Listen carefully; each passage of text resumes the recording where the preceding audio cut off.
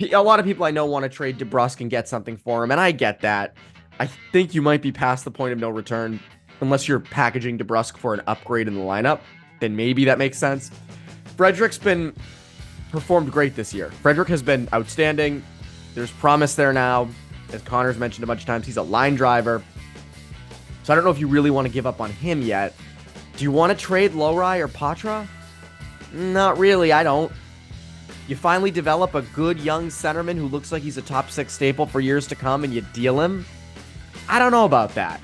And then with Lowry, a top 4, defenseman who has a lot of offensive upside, a little bit raw, but again, 6'4", good stick, great puck mover. Like, do you really want to give up on that guy for an asset that is Lindholm that much of an upgrade over Coyle and Zacha? Not really, especially not with his numbers this year. Bruins Beat is brought to you by FanDuel, the exclusive wagering partner of the CLNS Media Network. And welcome into the Bruins Beat, presented by CLNS Media and our good friends over at FanDuel and HelloFresh. My name is Evan Marinofsky, and today it's just me. Just me and you. I think this happened like a month or two ago where I did a solo show. It's always fun to just kind of talk, just you and me. It's a Saturday morning kind of / afternoon that I'm recording this. I apologize for this coming out after Thursday or Friday. Busy week. Bruins weren't playing, so I was like, I'll bang one out when I have a chance, and I have a chance right now. So I'm banging one out. Bruins didn't play this week. Obviously, they are up at the All-Star game. Again, it is not, the game itself has not taken place. I don't really care about the All-Star game. I don't. I never have. I mean, when I was little, I did. When Chara was, when Zdeno Chara was winning all the slapshot competitions, that was very cool. I don't know if you guys remember, but I remember back in the early 2010s, you could put a signature on your texts. So I had a Samsung Intensity, and it was one of those slide phones. It wasn't a flip phone. It was a slide phone, and you could put what was it? Like a signature on the text, and I think it was reserved to put your name, but my friends and I would put different things there. And mine was Doc Emmerich's call of Chara's winning slap shot, 107.9. It's the record. That was my signature on my text. I should probably go back and do that now on my iPhone, if that's even still a feature. But definitely it was something I was into at that age. Not quite something I'm into now. But anyways, for those who are into it, that's great. But we're not really going to talk about the All-Star game on this episode. I want to talk trade deadline. I know we've been doing that a lot this week. It's been a break for the Bruins, so it's kind of a good week to do a little primer for the trade deadline. But some stuff happened this week that I want to touch on. I want to give some thoughts on. I'm curious to hear what your opinions are. Make sure to comment on the video on YouTube. Shoot me a tweet because I am curious to see what you guys think of this or some of these things and how the Bruins factor into this stuff. So Elias Lindholm was finally traded, finally dealt to Vancouver for Andrei Kuzmenko, a 2024 first-round pick, a conditional fourth-round pick in 2024, a top prospect Hunter Brustovich, if I'm saying that right. I don't think I am, but if you get the point. And defenseman Yanni Yermo. And from what I'm reading, again, I don't know Brustovich that well. He's a big top, or was a top prospect for Vancouver. So that's a big piece to give up. So Kuzmenko, promising young player who's having a down year this year, a 2024 first, a top prospect, a fourth, and a mid to low prospect who, from what I've read, is kind of a project player. That's a lot to give up for Lindholm, who Vancouver has not signed to a long-term extension. I think I saw somewhere that Elliot Friedman mentioned that the Bruins are a team that should be in play for Lindholm in the offseason if he's not signed long-term, which doesn't surprise me because, as we've talked about numerous times, Lindholm would fit on this team. The problem here was with a deal was never that it wouldn't be a fit. He would be a fit. Again, if you had Lindholm, you could put him down the middle. You can move Zacha to the wing. If you really wanted to go crazy, you could do a three-headed monster down the middle. You could put Lindholm on the wing. That's where he was. That's where he's been throughout his career here and there.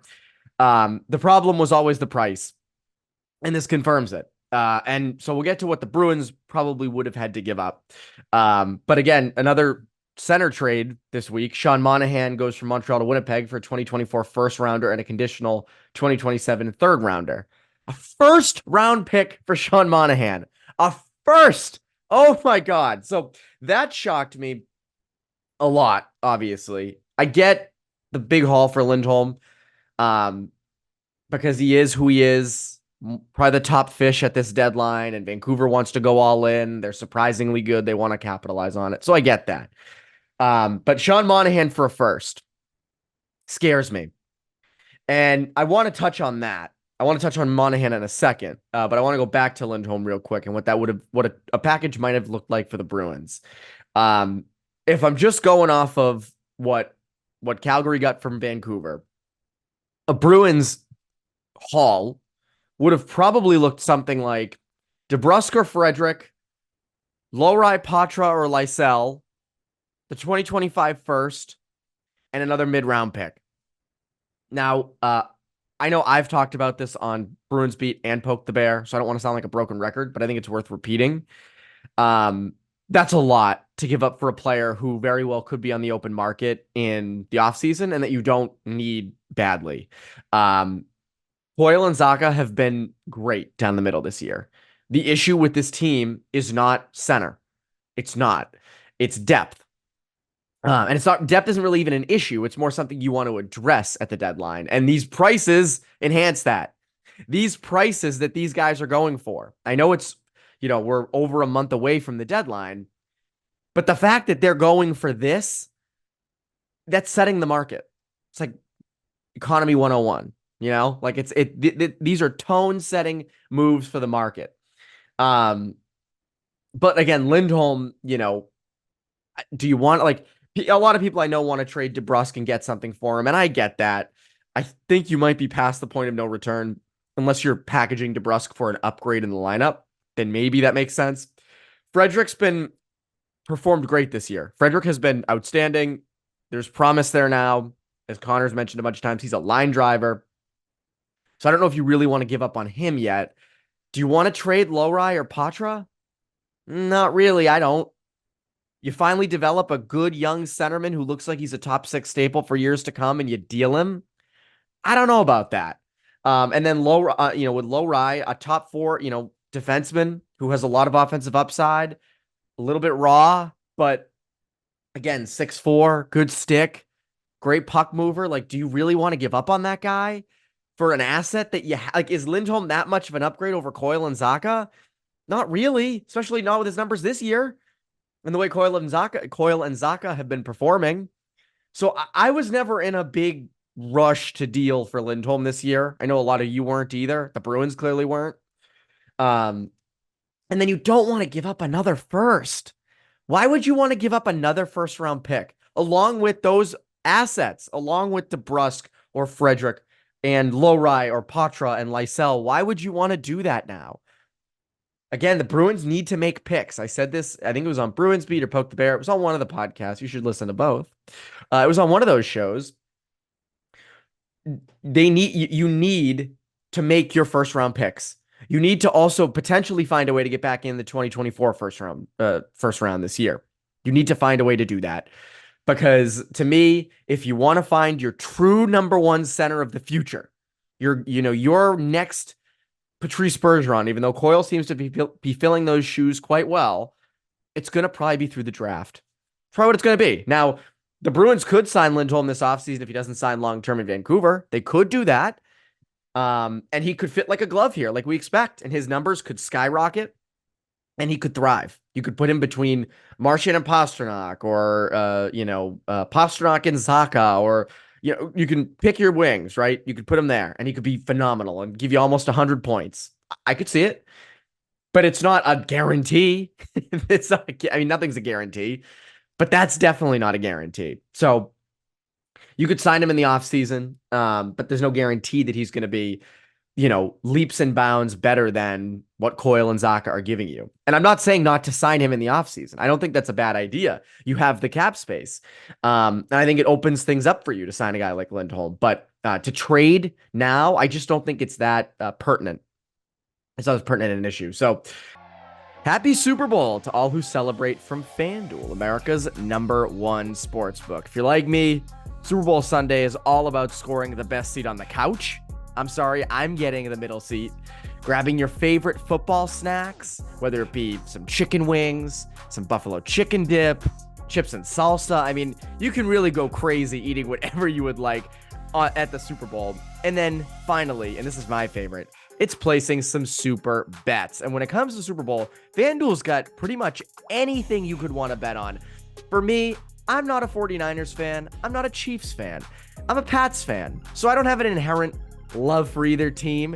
Neither team is particularly my favorite. So to keep myself interested in the game, betting makes it really, really fun. FanDuel has so many ways for you to end the season with a W or 2 or 3. Again, not only can you bet on who will win Super Bowl 58, but FanDuel also has bets for which players will score a touchdown, how many points will be scored, and so much more, as I mentioned.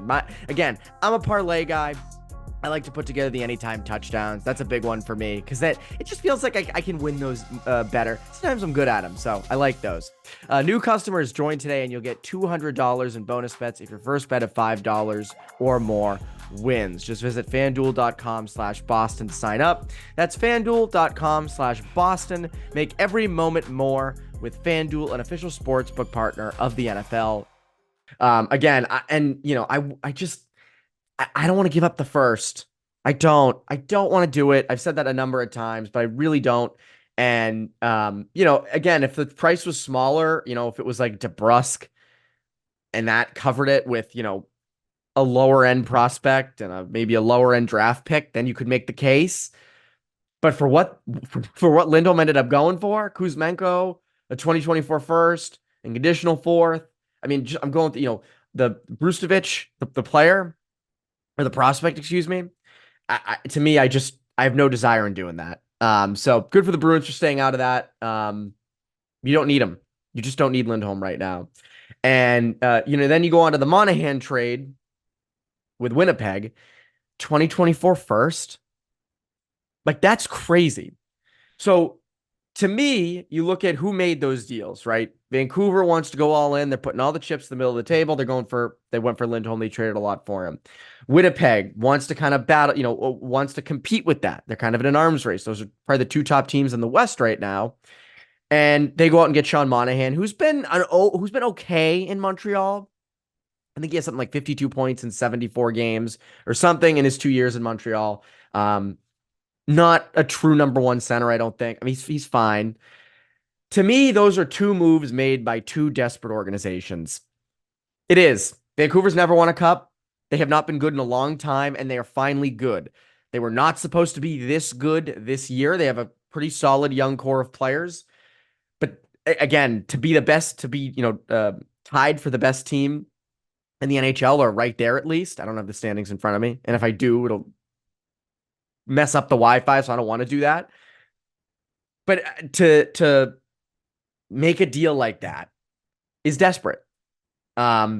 Winnipeg going for Sean Monahan as kind of a response to the Lindholm trade is desperate. You don't want to be a desperate team at the trade deadline. You don't want to be desperate. I was reading Kevin Paul DuPont's Sunday notes, and it came out on Saturday, but it doesn't matter. It's still Sunday notes. And he was mentioning how when the Bruins won the cup in 2011, they did not win the cup because they made these huge moves at the deadline. They won the cup, or they made moves that helped them win the cup, for depth pieces, for Tomas Kaberle, for Rich Peverley, for Chris Kelly. They were not highly big fit, sought after big fish guys that are going to change the culture and everything. They enhanced it. They were good add-on pieces. They were depth. That's what the Bruins need. You don't need to go for the big fish every single year. You don't have to do that. You shouldn't do that. You have enough with this group. You just need depth. And this market, what's turning into is giving up firsts for low-end players like Sean Monahan. You don't want to be one of those teams that's, all right, we'll give up a first for a guy that's going to be on our third or fourth line. We'll give up a first for a third-pairing defenseman. But he's big. You don't want to be that team. There's no reason to be that team. You're the Boston Bruins. You're not desperate. You've had a lot of success. Now, they do need to have some playoff success, And there were real expectations, as we've talked about. They've moved out of the, oh, it's fun, they're this good, but they'll probably be out in the first round. No, they should be going deep. The East is wide open, wide open. And the Bruins are the best team in the East right now. They should 100% be making a long run. But they're not going to make a long run because they go out and sign Jake Gensel or trade for Jake Gensel, excuse me. They're going to make a run because they make smart ads for depth. That's where they're going to make their run. So I'm happy that the Bruins, I mean, I don't think they were ever going to get Sean Monahan. There's no reason to. I don't think Montreal was just going to give you him. And I don't think you want him. But for a first, and then obviously the Lindholm deal, again, they're desperate moves by desperate organizations. Winnipeg also did not expect to be this good this season. And they're this good. And they have the core. I get what they're trying to do. They want to bring a Stanley Cup to Winnipeg. Vancouver wants to bring a Stanley Cup to Vancouver. I get it. But those are desperate moves. So again, the Bruins, no reason to do that. And I'm glad that they didn't, because again, it goes back to what I just said. Desperate. Depth. I think that's the key thing at this deadline. In terms of some names, I think, Adam Henrique was someone that Pete Blackburn had mentioned on Bruins Beat last week. I think he would fit well. Seeing what Sean Monahan got, I don't know if they're fully comparable players, but I think with Monahan and Lindholm off the board, a team might give up a first for Adam Henrique. It shouldn't be the Bruins. So Henrique might be out of their price range at this point because of those Monahan and Lindholm deals. Because you don't want to be giving up that 2025 first. You would rather not give up a top prospect. Like DeBrusk for Henrique is a bad idea. That goes back to kind of like a Zacha Holla trade where like, all right, you know what you're getting with Henrique, but DeBrusk has, but Zacha has a way higher ceiling. That would be this case. I don't think the Ducks would be interested in going out and getting a DeBrusk. Again, I'm just kind of throwing that out there. But so Henrique's probably out of the picture in that sense, unless I'm totally wrong about what he would receive. But I just think there are a lot of teams that would want a middle six center, and he fits that bill perfectly. Veteran player can come in, have an effect on the room, all that stuff. So I think a team will overpay for Henrique. You don't want to be the team that overpays.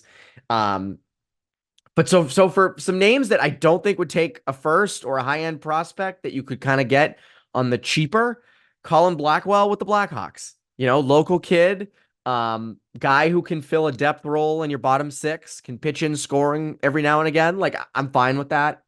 Pat Maroon with the Wild. He's kind of what you need. Big bruiser for that fourth line, can help you in a playoff series, can come in, make some tone setting plays, not going to produce a ton offensively, but he does know how to win cups. He's done that a lot. So again, I would not hate that. It wouldn't take a lot to get him, I don't think. Liam O'Brien's one that Connor Ryan has been mentioning a ton, and I've liked. Big physical bruiser from Arizona. That's another kind of Pat Maroon type. Very Boston name. Liam O'Brien. I mean, come on. That jersey would be being worn all over Southie like it was going out of style. You know that. And then on defense, Justin Schultz with Seattle and Marco Scandella. Now, Schultz might command a little bit more than Scandella. Scandella has kind of a contract that you might not want to pick up. But both are depth options that might not require a ton or as much as Monahan or Lindholm got. But those are just some names of depth guys that could potentially come in and step into the third pair on D or fill a spot on the third line or the fourth line. So again, I would rather that. And some might say, wow, Evan, you're being too conservative here. You sound like Chaim Bloom with the Red Sox. And what I would say to that is, not really. They went all in last year, and they were right to do so, and it didn't work. And I'm not saying don't ever go all in again, but let's face it, like, you want to see what you have with this roster. You got the goaltending. You have the names on defense. You have the big names, Lindholm and McAvoy and Carlo. You've got those guys. Up front, guys like Coyle and Zacha have stepped up. Pasternak is on an MVP pace. Marchand's been great. Frederick has overperformed. DeBrusk seems to be finding his game. I'm definitely forgetting some people, but my point is you have the guys in place. You just need some support. You need a little bit more support for injuries, for inconsistencies. Guys like Heinen have performed great in supplementary roles and things like that, but you want to get another one of those guys. So I want to hold on to the assets. And you think about coming into this year, it was more of a bridge year looked at. And again, as I've said, they've overperformed that. They're now a legit Stanley Cup contender. Credit to them. But I still don't think that drastically changes your deadline plans. And if you can get someone and lock them up long term and you're giving up a lot for them, maybe that makes sense. But I'd rather stick with depth. Depth helps a lot. And finding the right guys that are complementary pieces to your core, I think is more the move at this deadline. So those are my thoughts on the deadline and kind of what's happened this week. I don't have any other pressing Bruins thoughts. I want to save, second half previews for next week's content, next episode with Connor and Poke the Bear. I want to save that, but I just want to come on here and give a couple thoughts, get some things off my chest from the Monahan and Lindholm deals. It's a short and sweet episode. Hopefully you enjoyed it. Lots more of these to come as the season goes along. Let me know what you think. Let me know what you think of these deals, what you think the Bruins should do. And that should just about do it. Again, thank you to our sponsors, HelloFresh and FanDuel. As always, FanDuel always makes the games more fun.